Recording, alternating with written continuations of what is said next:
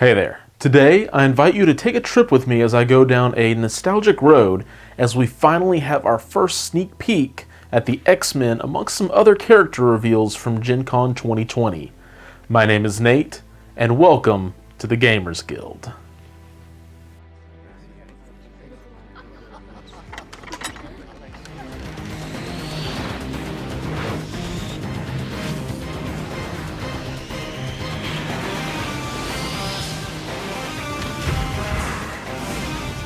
To say this is something I am excited about seems like a large understatement that just doesn't quite do it justice. There are a lot of exciting things to talk about, from the sculpts of these new characters to some of the things that Will talked about in their announcement. This video is going to be unlike many of my other videos because it is going to include a decent bit of speculation about the Children of the Atom. But before I let myself daydream too much, I want to get into the facts and take a closer look at what we know. And goodness, I really don't even know where to begin, so I guess let's start with what we are getting, and that is 4 new Marvel Crisis Protocol expansions in the form of CPs 40 to 43. First of all, we have Wolverine and Sabretooth, a classic matchup to say the least. These two have always had it out for one another, with the reason as to why always changing to fit the story being told. Sometimes a love triangle, maybe stepbrothers, or just because Wolverine needs somebody to sink his claws into. But I'm glad to see these two match off against one another.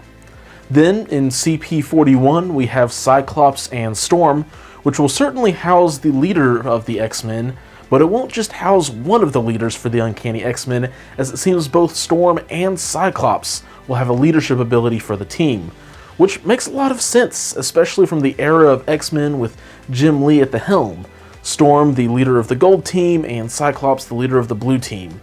I'm very glad that they didn't try to split the X-Men down the middle between the two different teams, and are instead letting us pick and choose who we want in our Ultimate X-Men roster. Then we have Magneto and Toad in CP42, with Magneto certainly leading the Brotherhood of Evil Mutants. And then Toad most likely will be a great utility character for the affiliation. Magneto's sculpt though looks amazing, and the Master of Metal looks like he will have 2 additional 35mm bases filled with scrap metal to interact with his superpowers, which we have seen nothing like before on the game table. Maybe they can help provide cover, or are just extra bits of terrain for him to hurl around.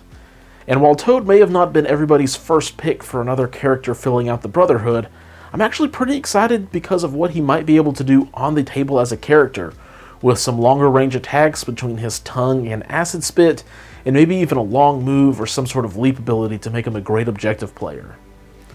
Finally though, with CP43 is a very blue pack with Mystique and Beast. This pack will be very interesting, one because I highly expect Mystique to be the additional leader of the Brotherhood. She is perfect for the role, having led the team of misguided mutants several times in the comics, and I can't say it's too likely that Sabretooth or Toad would be considered a leader of any kind. Then Beast should be a great fast addition to the X-Men, as well as very possibly the Avengers, since he has been a long-time standing member of the Earth's mightiest heroes, like Wolverine. And from the sounds of it, there are plenty more mutants on the way, but there will be a bit of space between this first wave of new heroes and villains and the following one, because they wanted to get this first wave to us as quickly as possible, for the 1-year anniversary of the game. So we pretty clearly have 2 defined teams from these 4 boxes. The Uncanny X-Men, consisting of Cyclops, Storm, Wolverine, and Beast, facing off against the Brotherhood with Magneto, Toad, Sabretooth, and Mystique. And something fun that has been confirmed is that both teams are going to have 2 leaders, thus the Cyclops and Storm, and Magneto and very likely Mystique. With such clearly defined teams, and it looking like 4 expansions dropping in the same month at around $40 a pop, it is quite unfortunate that we didn't get what many of us were hoping for, and that is a new core box or starter set. So there are obviously some pros and there are some cons to this. The first major pro is that we are indeed getting these, if something else doesn't go terribly wrong in 2020, before the year is over, and very likely in November, since that is the true anniversary of the game. Now, in my opinion, just 1 year isn't quite long enough to get a new starter box, It has been a great year full of new affiliation and beloved characters, but wouldn't have surprised me if we maybe saw a second starter something closer to a 1.5 to 2 year mark, similar to what the sister studio FFG did with Star Wars Legion. And to me at least, getting them this quickly is a treat and I'm beyond excited. But there are a couple of downsides to this style of release. The first and most obvious is probably the price difference. If each of these 2 packs is $40, which seems like a reasonable guess given the previous releases, we're looking at $160 as opposed to the $100 core box we got last November. It would have saved us, the players, a decent bit of money, but also would have cost AMG quite a bit as well, knowing since many of the other things that would have come in a core box like dice and range rulers and so on would hurt them. Which leads into the other downside, new players who have been waiting on the X-Men to get into the game. The cost of entry to a new player wanting to dive in is quite a bit higher, not only because of the lack of range rulers and dice, but also because the core components that they need, like the crisis cards and tactic cards, where at this point it's still best to just get the core box anyway. Thankfully, Will Schick did address why this is the case during the X-Men announcement, and in a lot less words than he said, there are 2 main reasons I took away. First is because they wanted to keep the same format to avoid any possible confusion about these new characters being a part of a different game or system. That way everything could be seamlessly integrated into what we already have. The second reason is because these have long since been planned and designed as additional pieces to what has already been released, including having characters that can already plug into affiliations that we have access to right now. I've already mentioned that Wolverine and Beast very well may be added into my current favorite affiliation with the Avengers, but Storm could very likely join up with Wakanda since her and T'Challa were, married, which kind of made her Queen of Wakanda. Heck, it isn't even too far of a stretch to say that Magneto will be a member of the Cabal. And these characters being designed this way does also make for one more big check in the pro column, and that is that they aren't core box characters. Don't get me wrong, I have very little against any of the core box characters. Heck, I still have 3 of them in my main roster at any given time in the Avengers, and if I was to go crazy and run Cabal, Red Skull, Zemo, and Ultron are all making the lineup.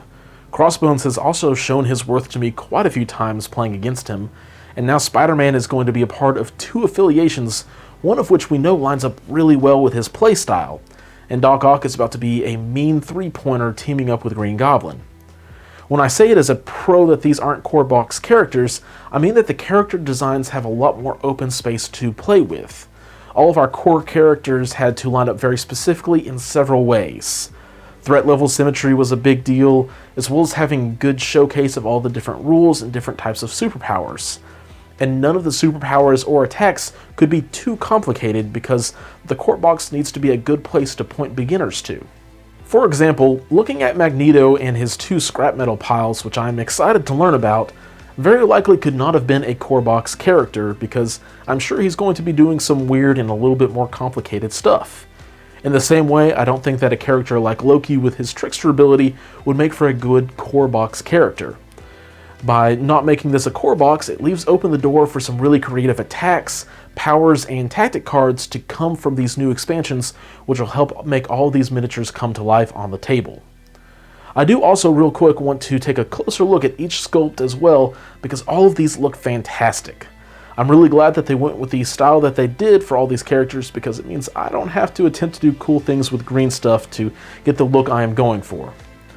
Let's start with Wolverine. He is a little bit short from the looks of it in the group shots, which is perfect. There's a reason Sabretooth always calls him Runt, and that's because he is short.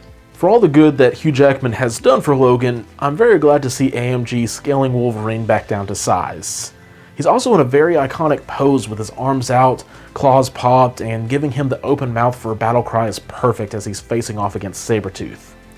There are 2 other things that I really enjoy about this sculpt, and the first is that we are beginning to see more alternate pieces.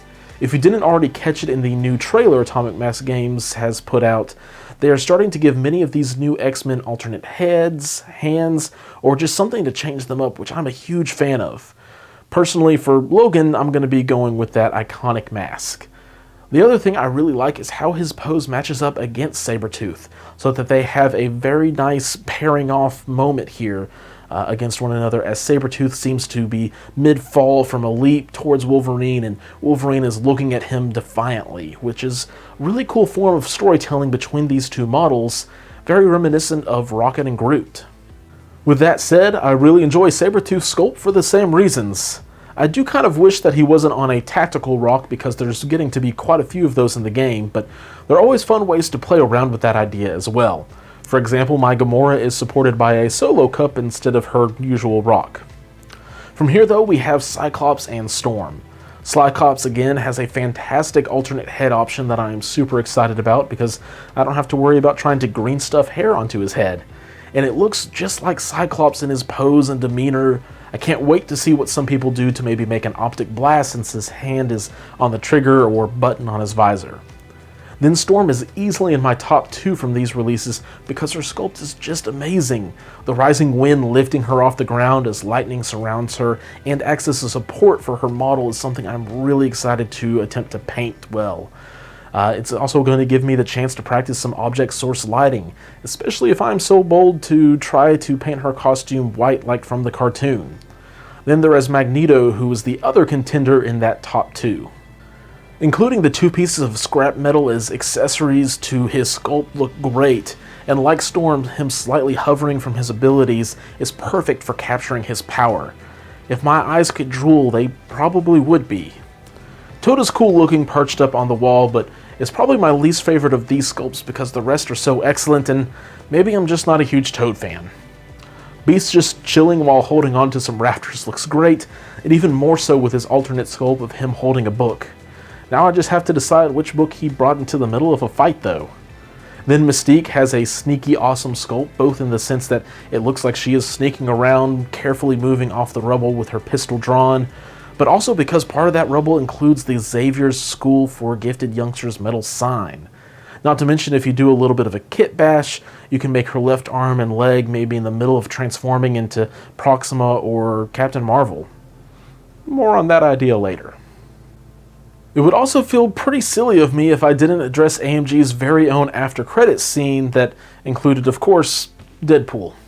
While no model has been shown or any other context given about everyone's favorite merc with a mouth, I feel it is safe to assume that he will be among the second wave of mutants being released. However, outside of an X-Force team, I'm not really sure where he might land as far as affiliations go, because I'm not really sure any teams want to claim him. So he very well may end up another rogue agent or something like that. Regardless, I'm sure he will come with some really interesting wall-breaking abilities and tactic cards that suit his flavor and style. And really, who else can we hope that he comes with except for Cable, maybe the leader of the X-Force? Yeah, that would be pretty sweet. While I am very ready for all of the mutants to release, there are a couple other things I want to talk about. The first is our first worldwide campaign of sorts in the form of the Infinity Clash. Atomic Mass Games has launched day 1 of the event to help determine which of 3 teams will be victorious. You can side with the Black Order, the Illuminati, or the Infinity Watch, and then report your games to Atomic Mass on their website. Depending on which team wins, an upcoming organized play kit will include one of these 3 alternate art cards. If the Black Order wins, we will have art for this All You've Got alternate art. A card icons becoming a staple once it is released with Miles and Gwen. If, however, the Illuminati win, we will have this for an alternate art Follow Me, which probably has my favorite art of the bunch. And finally, if the Infinity Watch wins the day or weekend, then we will have this alternate art Advanced R&D that looks like this.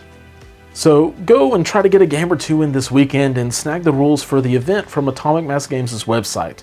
But only if you're playing for the Black Order, because I need that alternate art All You've Got in my collection. Anyways, we can anticipate many other model previews throughout the weekend, and have already gotten a couple. One in the form of Punisher, who looks just pissed off, which, seems fitting, and the character he is paired with, Taskmaster. Then we've gotten snippets of Daredevil, Bullseye, and the Kingpin, but have yet to have a full reveal of these models as of Thursday night. But each of them looks amazing, from Kingpin standing on the Nelson and Murdoch sign in the rubble, to Bullseye, who seems to have just released a couple of throwing knives. At the time of this recording, though, there hasn't been any other models shown up, other than maybe a slight sneak peek of a couple of characters on the Brooklyn Bridge board up at the top. My guess is Mysterio is in between Green Goblin and Doc Ock over on the left side, while Black Cat is over there with the Web Warriors. And while at this point there isn't really too much way of knowing for sure because those images are rather blurry, but I have a feeling by the time this weekend is over, we'll know who they are. It is a bit unfortunate that we aren't able to attend Gen Con this year, but thankfully AMG is giving us plenty to keep us busy and on our toes by showing off some amazing things over the course of this weekend. If you're wanting to catch some of their live streams, check out their Twitch channel. Otherwise, if you're unable to catch it live, they are putting everything up on their own YouTube channel. I am curious as to what your predictions are for either what is being revealed this weekend to who that second wave of mutants might include. Throw them down in the comments. Personally, I am hoping for Nightcrawler and Gambit sooner than later, but that's just me. Thank you guys for watching, and until next time, keep on gaming.